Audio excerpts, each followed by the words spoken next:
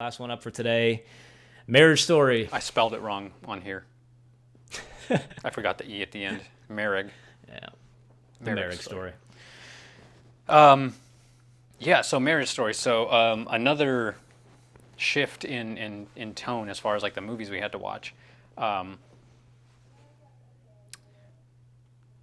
Before I say anything, the acting is absolutely fantastic. Of course. I think it is. I was worried that I would see Adam Driver as Kylo Ren, and for like the first 2 minutes, I did. I couldn't get past the how easy it is to pick his voice out. You know, he just has one of those deep, voices that is so easy to hear, and you just immediately know who it is. But after about 2 minutes, I got past that, and I really was sold on his character as a father figure as opposed to Kylo Ren. Yeah, he's a phenomenal actor, man. Yeah. He's a phenomenal actor. He's got some range. Yeah. Definitely. So the cinematography of the film, this is one of those films where you don't notice the director, and that's a very natural. It's a very artistic and independent film way of doing things. You know, like J.J. Abrams directs a movie, and you've got lens flares, you have sweeping motions, you have explosions. You know, you're very aware of the intent of the director. Whereas with this film, I don't know if you noticed it, but there were several shots, especially when Scarlett Johansson's character is doing a couple monologues, and the entire sequence is almost one shot. It cuts away for a moment, and then it cuts back to her, but it's the same shot. Like, you're not aware that there was one camera rolling the entire time she was talking. And that is something that independent films do, and it could be a budget thing, it could be an artistic choice, but the cinematography of the film was very subtle. And the use of framing, they're arguing at one point, and you see Adam Driver's character, Charlie, in the back of the house, but he's framed just perfectly in the doorway, kind of squeezed in this tiny little space, and she's in the forefront, yelling at him. So it makes her feel powerful, makes her feel large, while he's in the back in this tiny confined space. And so you feel for his character, even though throughout the movie you can see both of their sides. So the cinematography, I thought, was really well done in a way that wasn't overt, and we as viewers couldn't tell. Unless you're looking for that kind of thing, we weren't really sure where the camera was moving, how many cameras there were, where other movies you can tell. Let's hear your side. What did you think of this movie? Like, which character did you side with?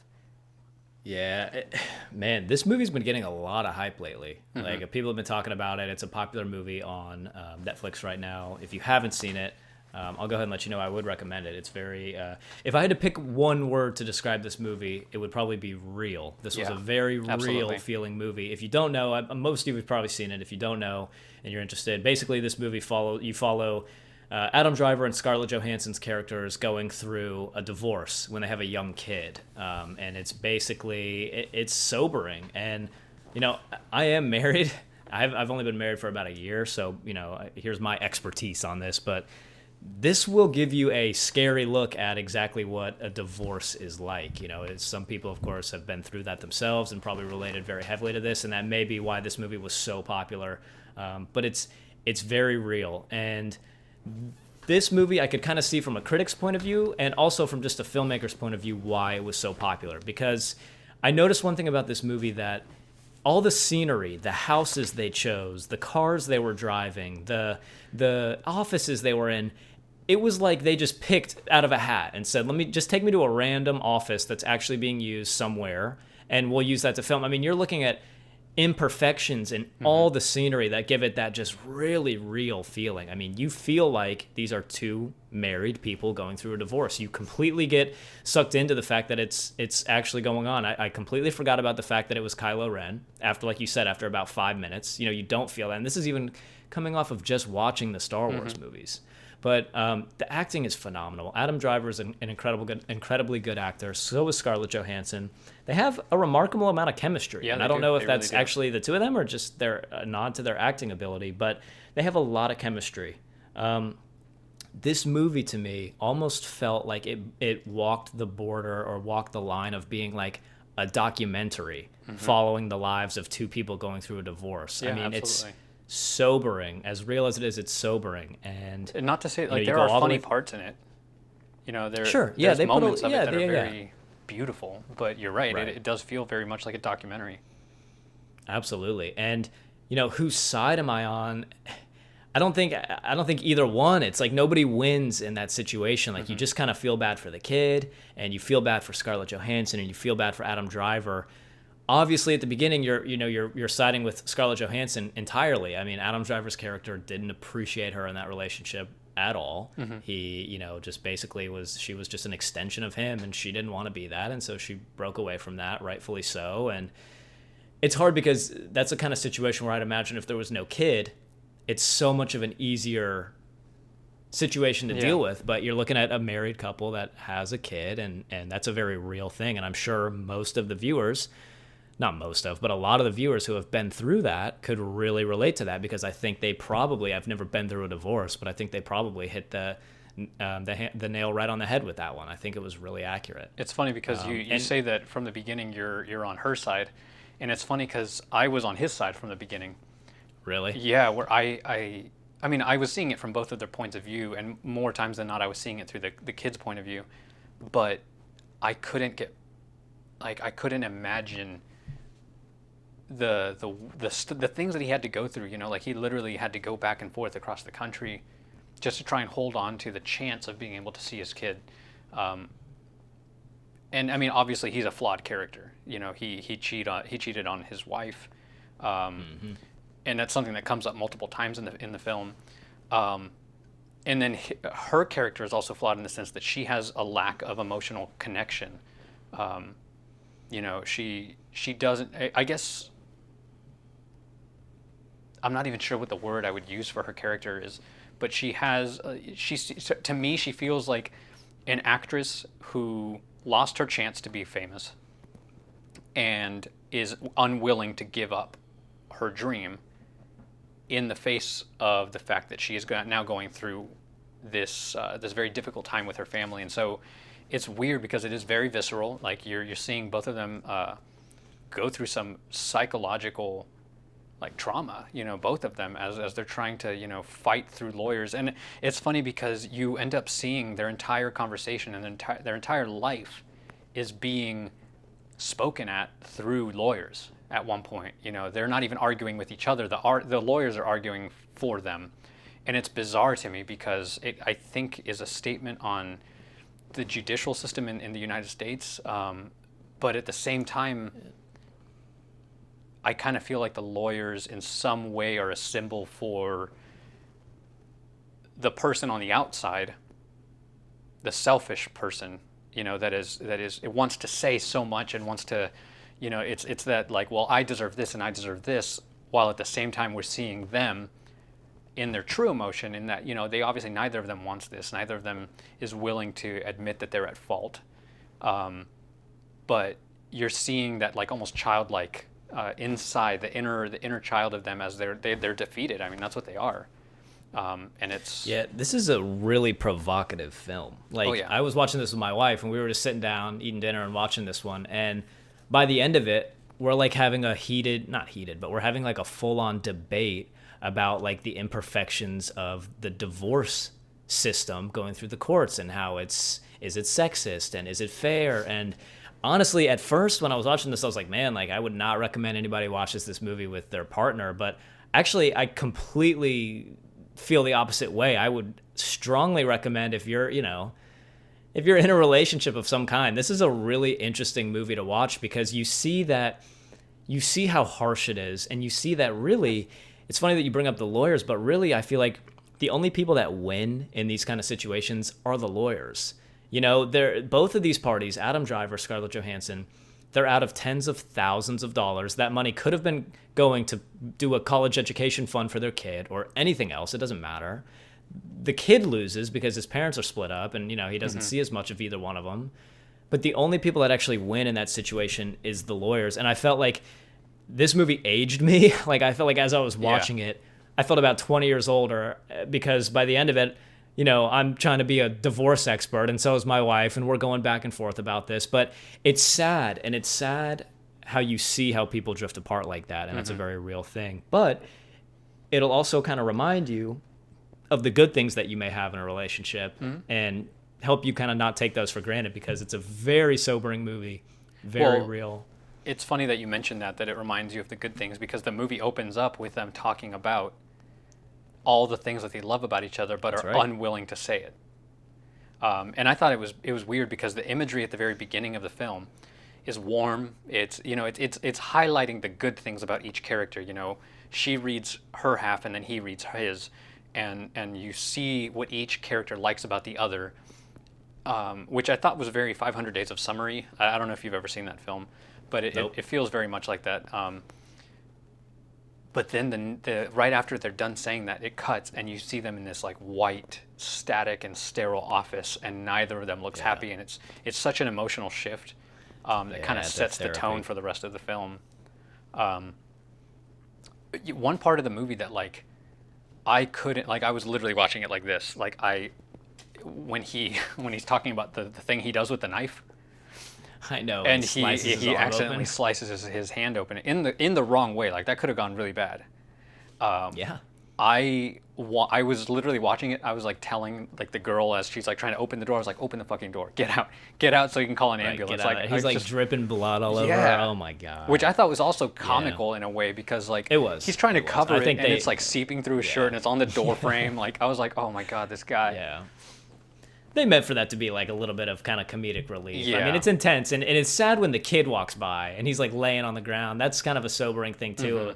Mm-hmm. That child is completely dependent on him, and there he is, like, he can't ask that kid for help. Yeah. Really. I mean, he doesn't want to. He doesn't want to feel like he's at this point where the entire world, these lawyers, everybody's scrutinizing him to make sure he's a capable parent. Mm-hmm. And then he freaking slices his arm open. And it's funny, because I feel like he did better than Scarlett Johansson's character in the interview process, where she's like divulging how much drugs she's done, and but then he does that, and I'm like, oh man, like, you're not selling yourself, you're not looking good as a unit, like. This movie definitely emphasized some of the fallacies in the divorce system, I guess. I mean, again, I've never been through a divorce, so I can only relate so much, but this felt like you were watching almost like a documentary. Mm-hmm. I mean, this is a very real, and it's not a happy ending kind of movie. It's a kind of just complacent ending, and you just kind of watch it for what it is, and that's why it almost feels like you're watching just a documentary, because it's not. They don't tie it all up with bows and rainbows at the end. They don't get back together. You have the kid who, they basically learn how to make it work through a divorce, and that's it. It's not Disney.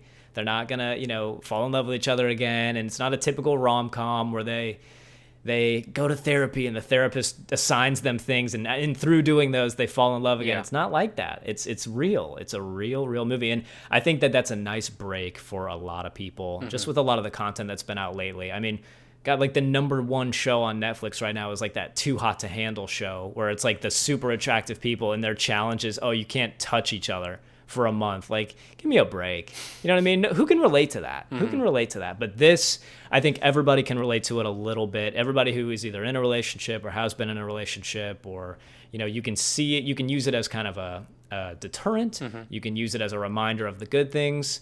People who have been through a divorce, I would imagine, and I would imagine that that's probably pretty real. I think that that's a pretty accurate depiction. Yeah.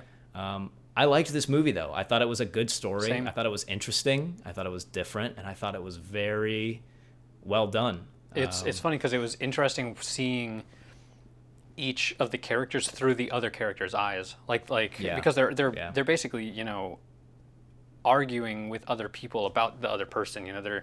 They're putting a light on all of their flaws, even, and not just through the lawyers, but to their friends and stuff. But neither of them can stop talking about the other one. And there was a point in the movie when she mentions she was reading the script for this pilot that she's trying to get published and trying to get it produced into a show, and she's on the flight to LA. It's towards the beginning of the movie, and she tells her mom that it's funny, I was reading the script as if I was Charlie, and I stopped liking it.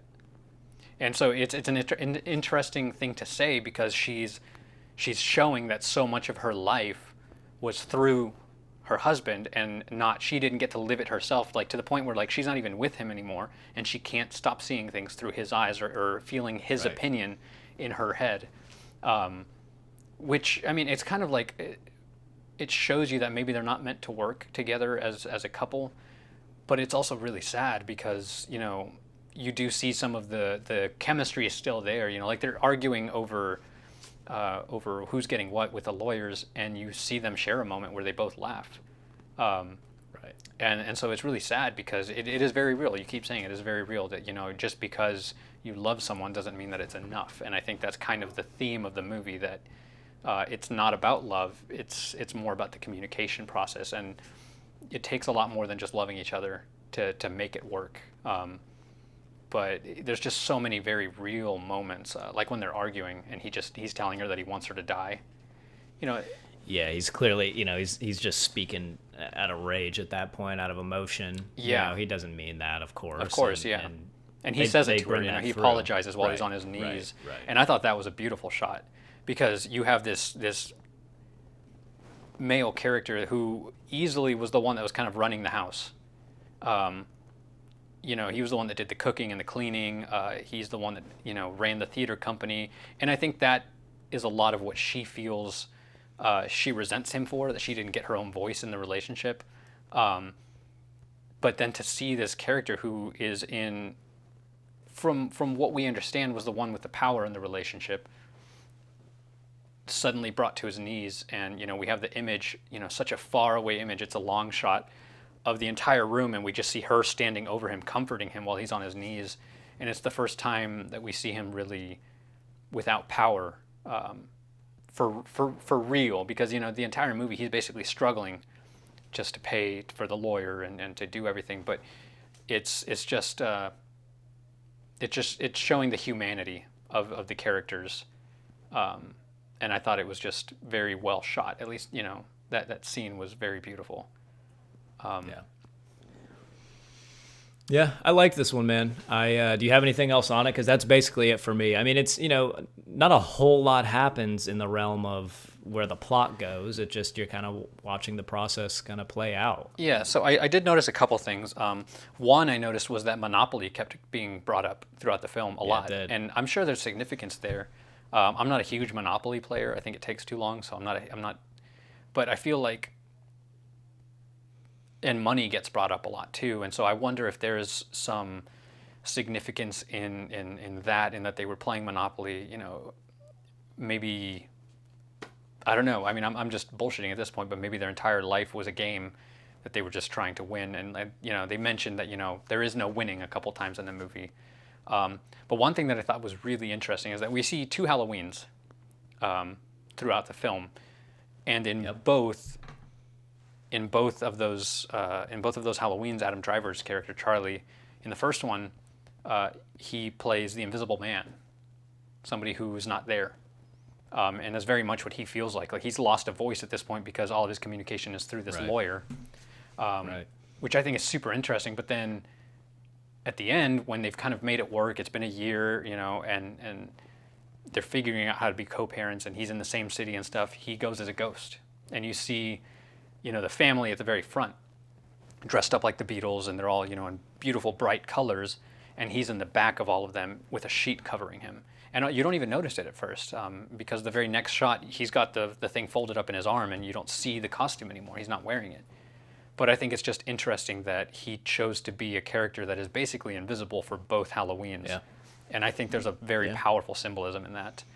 I'm sure it's how he feels. Yeah, I mean, exactly. The kid was, the kid's staying in LA. He only gets to see him when he travels there, which I guess at the end he said he takes up a residency at UCLA, Right. so he'll be there more, which is good. But yeah, he feels like he lost his son. He feels like his son throughout the whole movie was kind of drifting more towards the mother, towards Scarlett Johansson. She clearly was a little closer to the kid and connected with the kid a little better, and he was probably a little too indulged in his work, of course. That's no secret. But you see that, and so I'm sure he did feel completely invisible. And look, again, it's a movie that'll spark a little bit of debate, which is why I would definitely recommend, people watch it with their significant other or whatever you want to do. I mean, the system's not perfect. Right. When you get into a legal binding marriage, to get out of that, you're going through the legal system again, and people have a whole wide range of opinions on that. But is it right? Is it wrong? I mean, hey, she clearly was, able to prove that she could be the better parent to her kid, and the kid should stay there. And I don't disagree with that based on the information we were given in the movie. But yeah, I could imagine that he probably would feel pretty invisible. In both cases. He kind of was becoming so. The kid was wanting the mother more, and he's a young kid, and he was at a kind of a sensitive age in his life. But yeah, I liked this one. I liked it a lot. Now, I think that being an independent film, I think one of the things that people might have a hard time relating to is that it very much reads like a stage play. There's a lot of monologuing. There's a lot of sharing of like inner emotion, and I think for some people that might turn them away from the film, especially for people who didn't exactly have a theater upbringing like I did. I went to the theater all the time. And so for me, it felt very familiar, especially with some of the weird things they were doing with his stage play. Like for some people that's, watching it, they're probably like, what is going on? They're holding her sideways and they got the red light and all that. For some people that might be bizarre, and it might separate them from the story for a moment. It might be a little jarring to see, some of the weird things that like people kind of make fun of with theater companies, because they're, it's such a bizarre thing. Yeah. So, and you have a couple moments where both actors sing. And interestingly enough, they both, she's singing about Bobby and he's singing about Rob, which are both Roberts. And so I feel like there's some significance in that even through the divorce, there was a connection there that neither of them was aware of. They're both feeling the same thing. And so I thought that was interesting, which, by the way, Adam Driver has actually kind of a nice voice. I was not expecting that. He's got a pretty lengthy, that scene went on a little longer than I agree. It needed to. I agree. And again, singing, but it's a stage thing. I think it's a little Right. too much like a stage play. And so I agree. I think it did go on for a little too long, to the point where it was almost comical. Like all these people are having dinner in the background, and he just suddenly breaks out into song, and nobody claps for him or anything. It's just like I would have thought it was a little strange, but the last thing I have to say is that I mean, I don't know if you teared up or anything, but at the very end, for me, the part that hit me the most was when the little boy is reading the list of things that she wrote about Charlie's character, and that she was unwilling to tell him how much she cared about him and the things that she liked about him. And you see that his son is not only reading, like basically for the first time after he's been struggling the whole movie, but there's two parts in that list, and Adam Driver, Charlie, he sits down and he starts reading it with them, and he holds himself together pretty well, knowing what it is. But there's a moment when he's, it's kind of hinted that he had an abusive parent, and they were both alcoholics and that kind of stuff. And the little boy is reading it, and he starts reading it, and he says, there was a lot of alcohol involved in his past, but he says there was a lot of alcohol, and he just kind of cuts himself off, like he didn't want his son to hear it. Through it. Right. But his son can still read. And there's a moment of realization where the little boy looks up at his father, and I think there's this like moment of clarity between them where his son is realizing for the first time that his dad has his faults and that his dad has this past that isn't perfect. And it's, to me, that hurt a lot. Not because I understand that in any way. My parents, I love them both. But it's one of those things where like it's a child having to see a little bit of what being an adult is like. And then the last thing that he reads, when she says, I will love him forever no matter what, I think it's something along the lines, and he can't get through that. He breaks down crying, and he's trying to hold it together for his son who's right there, and she's in the background completely out of focus, but she's there. And for me, like, dude, I started like tearing up, and it's one of those relatable things, it's it's a very human emotion to feel loss and to feel the weight of losing somebody you love, whether it's through death or the death of a relationship. So, I mean, it's definitely not a movie that you're going to watch if, for feel good, but No. I would highly recommend it. I think it's a great film. It's a nice break from a lot of the content that's out there. Mm-hmm. said this word a million times, but it's very real. Yeah. Visceral. It's very visceral, and it's a discussion piece for sure. You're Mm-hmm. going to be talking about it. You'll probably talk about it through the movie. I think it's a great movie to watch, and I think it rightfully earns the reception that it got. It has a 95% critic score on Rotten Tomatoes and an 85% audience score. And I think that's pretty much in line with where I would put it. I mean, again, I try to rate these movies on what they are. Mm-hmm. You know, this is not Star Wars. This is not a horror movie like The Lighthouse. You can't rate it in the same kind of realm. But Absolutely. as kind of an artsy indie sort of discussion piece, yeah, I thought it was phenomenal. The heavy hitting actors did a great job. For what it is, I'd give this one a 9 out of 10. I would definitely recommend you watch it, especially with your significant other.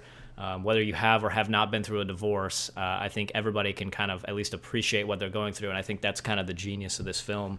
So yeah, 9 out of 10 for me. What about you? Yeah, I'm right there with you. I give it a solid 8.5 out of 10.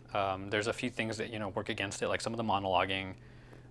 Just trying to view it, perspective of.